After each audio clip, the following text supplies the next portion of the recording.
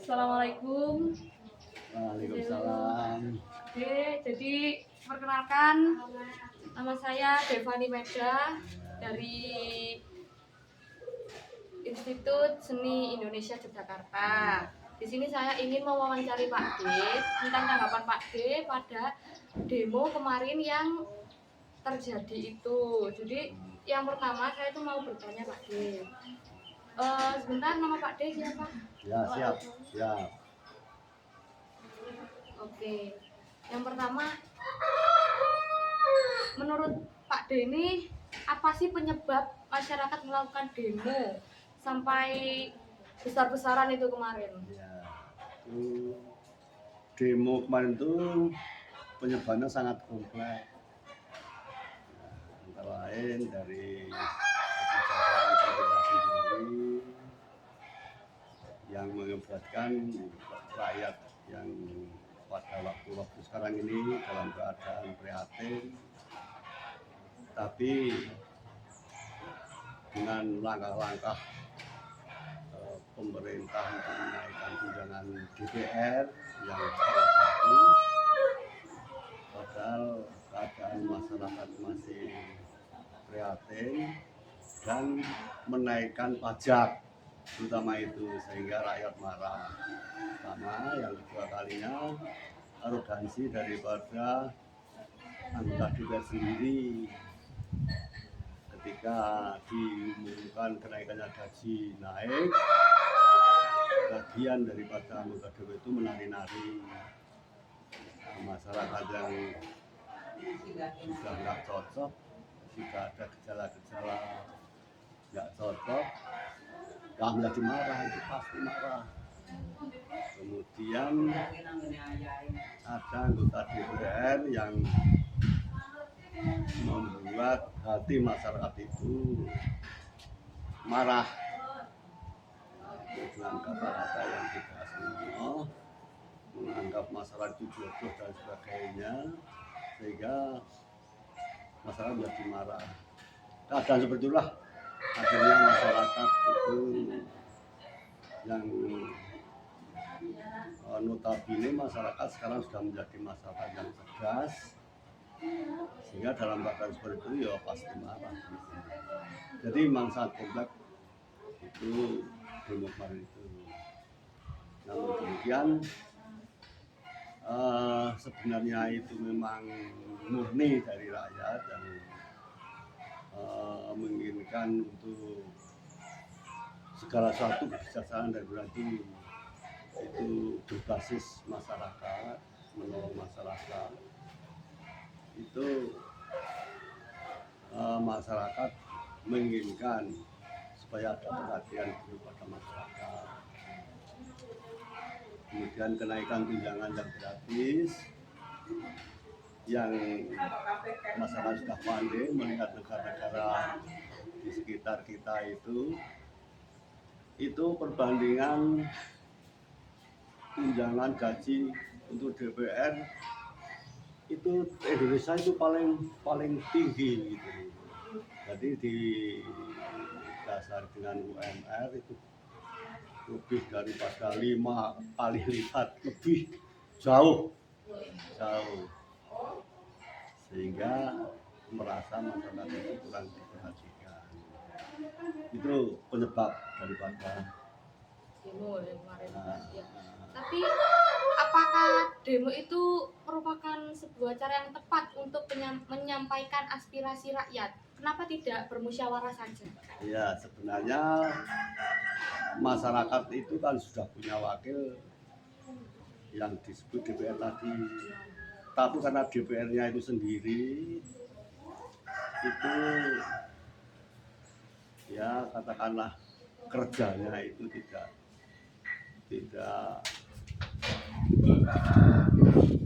jauh daripada kehendak masyarakat, sehingga apa boleh buat itu memang di dunia manapun kalau sudah DPR-nya seperti itu ya didemo oleh masyarakat, karena sebenarnya masyarakat itu adalah ya penguasa yang paling tinggi itu masyarakat. di negara itu, suatu negara itu ya basisnya itu wilayah masyarakat, dan kalaupun tidak ada DPR, ada wilayah dan ada masyarakat, masyarakat tetap hidup.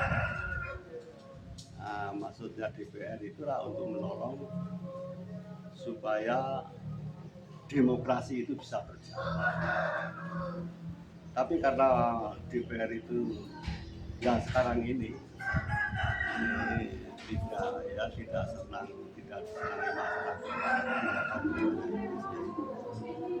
jadi daripada demo. Jadi menurut Pak D, apa itu memang murni gerakan rakyat atau ada provokator sih kalau di demo yang kemarin itu? Karena kan banyak pembakaran gedung dan Ya, banyak fasilitas yang dirusak.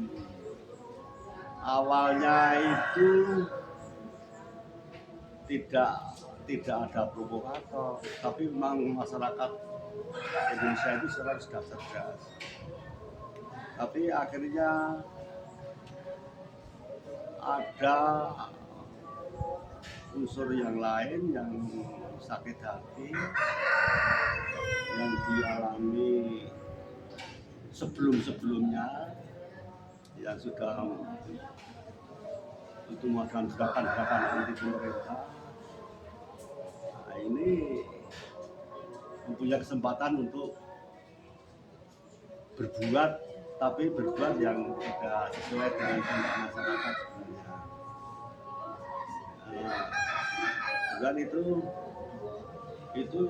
dipastikan itu ada bosnya itu, jadi yang memberi kekuatan untuk demo, supaya mau demo itu ada tersendiri, lalu gabung pada yang jadi ketimpangan orang-orang yang sakit hati sebelumnya, sehingga kacau. Itu ya Pak D, sampai seperti itu. Ya, Terus kalau Pak D tahu nggak yang berita viral yang Afan Kurniawan terlindas mobil Brimob itu, ya. terus yang sampai pelaku itu dihukum 20 tahun penjara itu, Ya. apakah adil untuk masyarakat? Itu saya kurang tahu itu ya, Iya. karena kekisulan itu terjadi pada waktu terjadinya demo. Sangat sulit lah saya untuk memandang para petugas itu, baik polisi maupun ABRI yang menangani itu serba sulit.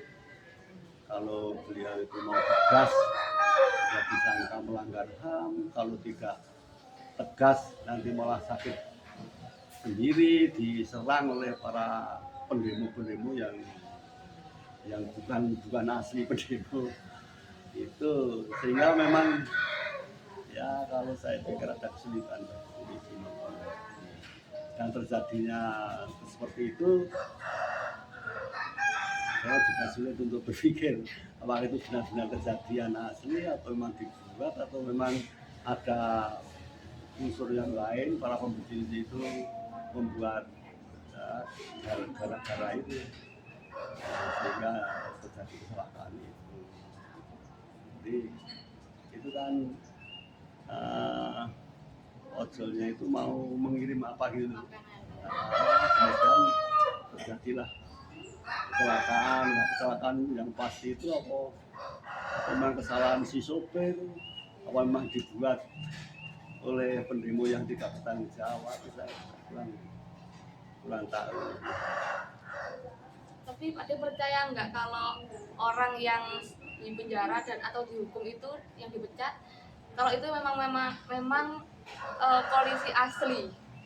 Nah, itu juga memang sulit saya untuk berpikir. Sebab pada keadaan yang terjadi demo tadi itu banyak sekali orang-orang yang sakit hati bisa menyamar, ada yang menjadi petugas, ada yang menyamar dan sebagainya, sehingga yang penting bikin kacau gitu. Nah itu yang kesulitan. Saya ini nggak ahli kita.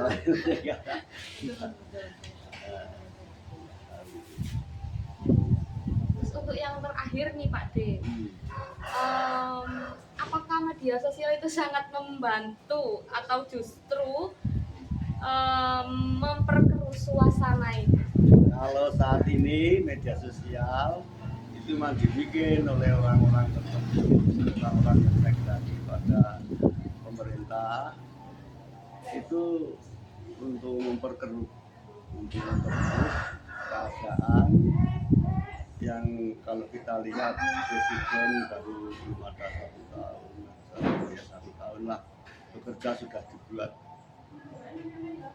kacau, rusuh.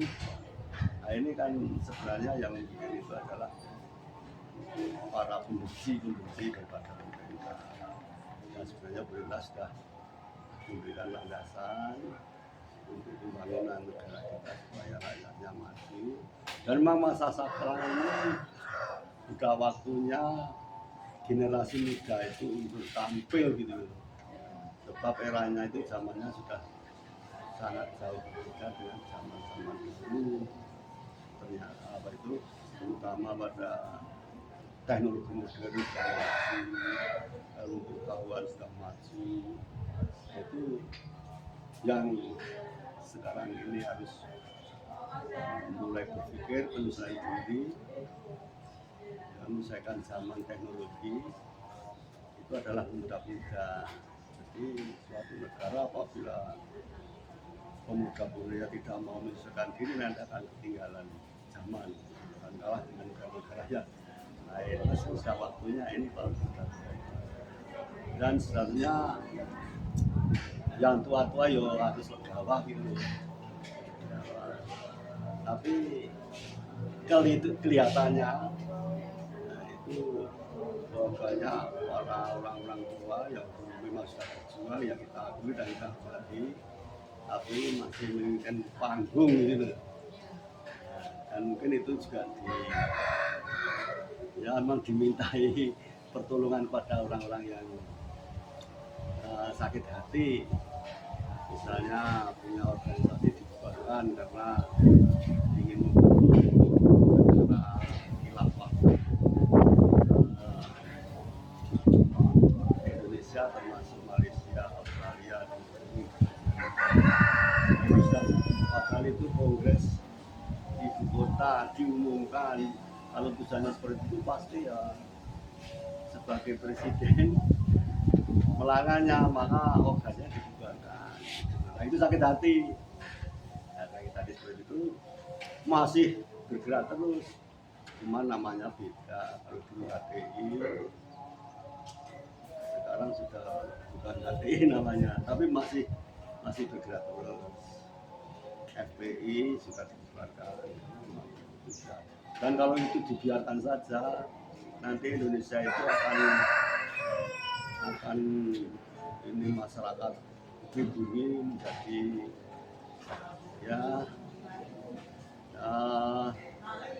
budak-budak daripada orang-orang imigran dari luar. Ini memang kita harus hati-hati dan memang di suatu negara itu setiap 100 tahun itu, 1 abad itu harus bikin fondasi terus-menerus. Sebab secara terus-menerus para penjajah itu juga menginginkan untuk memecah belah daripada negara yang seperti Indonesia yang kaya itu dijajah misalnya terus. Tapi kalau setiap 1 abad kita membentuk kekuatan, contohnya zaman Diponegoro itu ada kemenangan Diponegoro, penjajah terus musnah lagi. Terus 1 abad lagi zamannya Pak Soekarno itu, terus sudah ketahuan lagi luas sampai bisa mereka. Nah sekarang ini eh, satu abad, hampir satu abad itu periodenya Pak Jokowi. Nah itu sudah mulai lagi ini di pecah-pecah lagi, sehingga sebenarnya itu orangnya cuma satu kelompok itu. Jadi, ya maksudnya satu kelompok yang berjajah.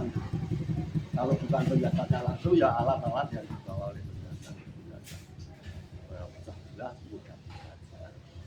Ini yang harus sekarang ini pemuda-pemuda ini harus ini apa itu tampil gitu. Lalu Pak Karno juga pemuda, Bung Karno, Bung Sahrir, Bung Tomo, nah sekarang ini sudah ada Bung lagi gitu.